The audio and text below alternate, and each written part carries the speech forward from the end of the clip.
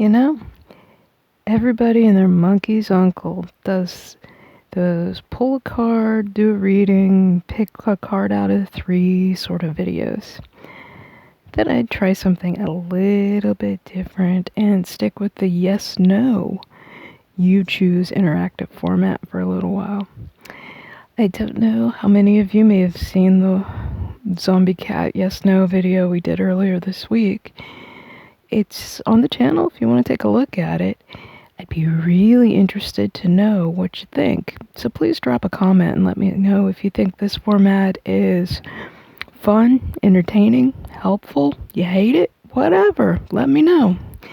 Because if I know the kind of content you want, then I can learn how to create it. Because I'll admit it, I'm not great at the YouTube thing. I'm a much better tarot reader, so please check out the link in the description below, and that'll take you over to the print side where there's print-only content, and you can see I can actually make full sentences and stuff. But in any case, let's do a yes-no interactive reading. What I'd like you to do this time, instead of picking a card, pausing the video if you need time, pause the video if you need time, but use it to think of a yes or no question. If your question isn't in a yes or no format, then this reading isn't going to work very well for you. But if you have a clear yes or no a yes or no question, then hold that in mind as we pull the cards. I've already shuffled them about 7 times. So let's get started. What we're going to do is we're going to turn over the cards in 3 stacks, unless we get an ace card, in which case that stack stops. So we're going to hold that stack right there. So 1, 2, and we keep going until we get 13 cards or an ace, whichever comes first, by the way. 3, 4, 5.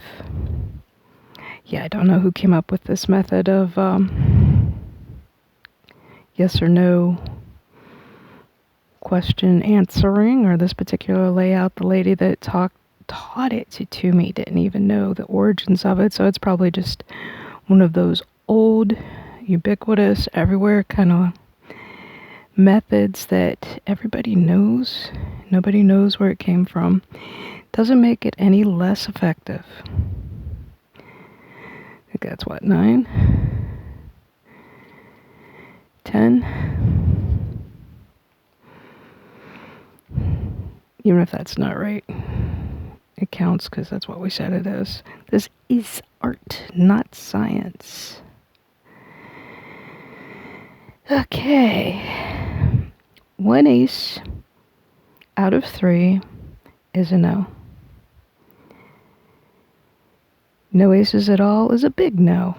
I look at 3 of either aces or not aces, like the changing lines in I Ching, where it is so yes or so no that it can easily be flipped over into the other by choices, actions, the usual.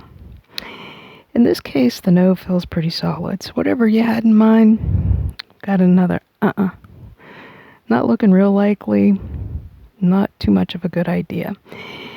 The spin I put on this layout, the way I've been doing it, and the way I've found it to be more helpful, is the ace card gets to the heart of your question, the core of what you're talking about and why it's a yes or a no. These other cards are sort of ancillary ideas. There are other things that you might want to think about. I put them in the sort of just because you can doesn't mean you should sort of category of thinking. An ace of coins is a very positive card. It's usually a yes card when it's taken by itself instead of using it in the context of a 3-card layout like this. It has to do with creation, positivity, actions with a prosperous outcome. But it still requires work and doing. So in the yes-no context like this, you might want to consider if what you were thinking about needs a little more work or investment. But on the other hand, what I'm getting intuitively from this is that don't throw good money after bad, cut your losses. So if your yes or no question is maybe a little bit disappointing, you might want to consider, give yourself time to heal from that, but it may be better just to let this go, not chase after it. Don't throw good at money after bad. Cut your losses now before things get any worse. That would tie in with the other cards. The Lover's card, as you know, doesn't have anything to do with relationships or the big romance or, this is not a rom-com card. This card is about what you really want, and it doesn't necessarily have anything to do with a specific romantic relationship. It has more to do with the desires and passions that you have in life as a whole. It can be your passion for your career field, the family you already have, the relationship you already have, in addition to the big romance you may be looking for.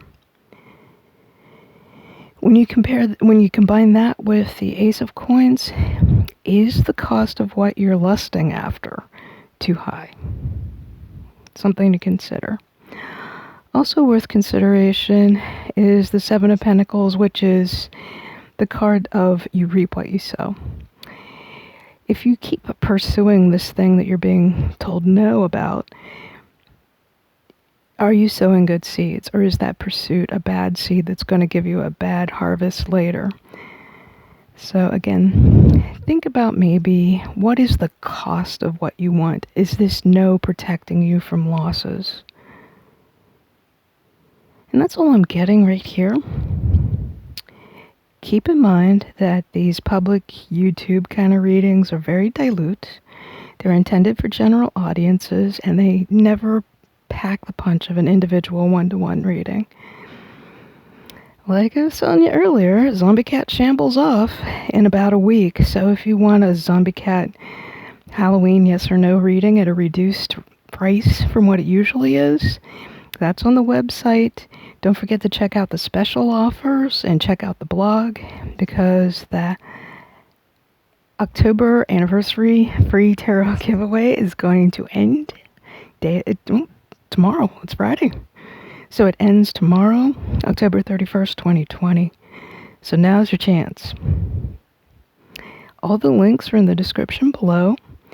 I really appreciate your watching, and like I said earlier, I would love to have your comments, feedback, your thoughts on this particular style of interactive video. Because like I said, everybody does readings, but who does a yes or no type interactive reading? But let me know what you think. Let me know what you want on the channel, and I'll see what I can do. Meanwhile, thanks for watching. I appreciate any likes, subs, shares, blog follows, reading orders, anything you can spare. Be well, be safe. See you on the print side.